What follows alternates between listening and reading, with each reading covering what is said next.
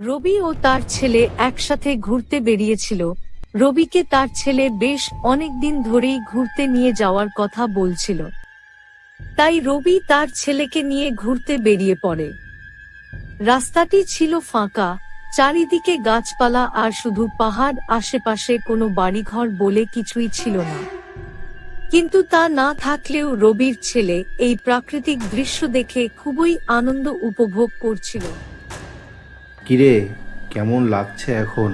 বাবা, জায়গাটি বেশ ভালোই। আমার খুব ভালো লাগছে। আজ কতদিন পর তুমি আমাকে নিয়ে বেরোলে বলো তো? হ্যাঁ রে, ঠিকই বলছিস। এই কাজের জন্য কোথাও যাওয়ার সময় বাবা আর ছেলে দুজনেই কথা বলতে বলতে সেই পথ দিয়ে এগোতে থাকে। কিছু দূরে এগোতেই তারা সামনে একজন মহিলাকে দেখতে পান। রবি মনে মনে ভাবে, এই ফাঁকা রাস্তায় একা একাই ভদ্রমহিলা কি করছে। গাড়িটি সামনে আসতে দেখে মহিলাটি হাত দেখিয়ে গাড়িটি থামাতে বলেন। বাবা, গাড়িটি থামিয়ে দাও। মনে হয় মহিলাটি সাহায্য চাইছে। আচ্ছা ঠিক আছে, আমি দেখছি। তুমি চুপ করে বসে থাকবে। আচ্ছা বাবা, ঠিক আছে। রবি সামনে গিয়ে গাড়িটি দাঁড় করিয়ে দেয়। এরপর মহিলাটি গাড়িটির সামনে আসেন। আপনি একা এই ফাঁকা রাস্তায় কি করছেন? আমি সামনের গ্রামের দিকে যাব। আমাকে কি লিফট দেবেন? মহিলাটি গাড়িতে উঠে বসেন। রবি তারপর গাড়ি নিয়ে সেখান থেকে বেরিয়ে পড়ে। বেশ কিছুক্ষণ সবাই চুপচাপ বসে আছে।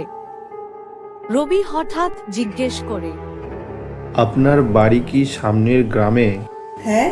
তা আপনি এই ফাঁকা পথ দিয়ে একা একা হেঁটে যাচ্ছিলেন, আপনার ভয় করে না? না। আপনার বাড়িতে কে কে আছেন? মহিলাটি চুপ করে বসে থাকলো, কথাটির কোনো উত্তর দিল না। চুপ করে থাকার কারণে রবি মনে মনে ভাবল হয়তো মহিলাটি তার সম্পর্কে কিছু বলতে চায় না। তাই রবি তাকে আর কোনো প্রশ্ন করে না, চুপচাপ গাড়ি চালাতে থাকে। কিছুক্ষণ বাদে সেই গ্রামটির সামনে এসে গাড়িটি দাঁড় করিয়ে দিল রবি। তারপর মহিলাটিকে বলল, কিন্তু মহিলাটি কোনো উত্তর দিল না। রবি কোনো সাড়া না পাওয়াতে পেছনে তাকিয়ে দেখে যে পেছনের সিট খালি, সেখানে কোনো মহিলা নেই। এইসব দেখে রবি ও তার ছেলে দুজনেই ভয় পেয়ে যায় এবং গাড়ি থেকে বেরিয়ে পড়ে। আশেপাশে তাকিয়ে দেখে কিন্তু সেখানে কোনো মহিলাকে দেখতে পায় না তারা। সামনে একটি চাওয়ালা চায়ের দোকান থেকে তাদেরকে দেখছিল। রবিকে ডেকে জিজ্ঞেস করে, কি হয়েছে? আপনারা কি কাউকে খুঁজছেন? আগে হ্যাঁ, না। কি না হ্যাঁ বলছেন? আপনাদের কি হয়েছে? এখানে বসে সব কথা খুলে বলেন। রবি তারপর পথে পাওয়া সেই মহিলাটির ঘটনা সম্পূর্ণ ওই চাওয়ালাটিকে খুলে বলে। চাওয়ালাটি তাদের সব কথা শুনে এবং তাদেরকে বলে, আপনারা সত্যিই কি সেই মহিলাটিকে দেখেছেন? মেয়েটির নাম মায়া, আমাদের এই গ্রামেরই মেয়ে।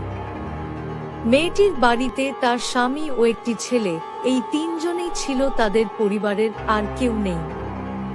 মায়ের স্বামী বেশ অনেকদিন ধরে অসুস্থ কারণে মারা যায়। সংসার চালানোর জন্য আর কেউ ছিল না। বাচ্চাটি ছোট, তাই মায়া যা কাজ করত তাই দিয়ে তাদের দুজনের চলে যেত। তাদের দিন বেশ ভালোই কেটে যাচ্ছিল। একদিন মায়া কাজের থেকে বাড়ি ফিরছিল। সে প্রায়ই পায়ে হেঁটে যাতায়াত করত। সেদিনও সে পায়ে হেঁটেই গ্রামে আসছিল। পেছন থেকে একটি গাড়ি নিজের অবহেলার কারণে মায়াকে ধাক্কা দিয়ে মেরে পালিয়ে যায়। মায়ের মাথায় আঘাত লাগার কারণে সে তার প্রাণ হারিয়ে ফেলে। আশেপাশের থেকে অনেক লোক দৌড়ে আসে সেখানে। মায়া উঠে বসে, এদিকে সবাই বলাবলি করে মেয়েটির কি ভাগ্য, তার বাচ্চাটি কি হবে, তার আর কেউ থাকলো না। এই কথা শুনে মায়ে নিজেকে মাটিতে পড়ে থাকতে দেখে চমকে উঠে। তখন সে বিশ্বাস করে যে সে আর বেঁচে নেই, মারা গেছে। সেখানে বসে বসে কান্না করতে লাগলো, বাচ্চাটির কথা মনে করে। তারপর থেকেই অনেকেই মায়াকে গ্রামের আশেপাশে ঘুরে বেড়াতে দেখে। যেখানে মায়ার অ্যাক্সিডেন্ট হয়েছিল সেখানে মাঝে মাঝে এখনও অ্যাক্সিডেন্ট হতে থাকে। সবাই এটাই বিশ্বাস করে যে মায়াই এই কাজগুলি করে তার প্রতিশোধের জন্য। ড্রাইভারদের একটু অবহেলার কারণে 2টি জীবন নষ্ট হয়ে গেল। আচ্ছা, মায়ার ছেলেটি এখন কি করে? সে আর কি করবে? গ্রামে এর বাড়ি ওর বাড়ি পড়ে থাকে, যে যা দেয় তাই খেয়ে দিন কাটিয়ে দেয়। আচ্ছা, আমি কি বাচ্চাটিকে আমার সাথে নিয়ে যেতে পারি? আমার ছেলের সাথেই পড়াশোনা করবে আর বাড়িতে থাকবে। এ তো খুব ভালো কথা। ঠিক আছে বাবু, আমি গ্রামের প্রধানের কাছে কথা বলবো। গ্রামের প্রধান সবার সাথে কথা বলে বাচ্চাটির ভবিষ্যতের কথা মনে করে রবির সাথে পাঠানোর মতামত করেন। এতে গ্রামের সবারই সম্মতি পায়। এই সব মায়া পাশে দাঁড়িয়ে থেকে দেখে এবং মনে মনে একটু শান্তি পায়। তখনই মায়াকে গ্রামের সবাই কিছুক্ষণের জন্য স্বচক্ষে দেখতে পায়। বাচ্চাটি মায়াকে দেখে দৌড়ে আসে এবং খুব কান্না করে। তখন মায়া বলে, তুমি ওনার সাথে চলে যাও, ভালোমতো থাকবে। এই বলে মায়া চিরকালের জন্য সেই গ্রাম এবং সবার কাছে শেষ বিদায় জানিয়ে চলে যায়। তারপর রবি বাচ্চাটিকে নিয়ে সেখান থেকে চলে যায়।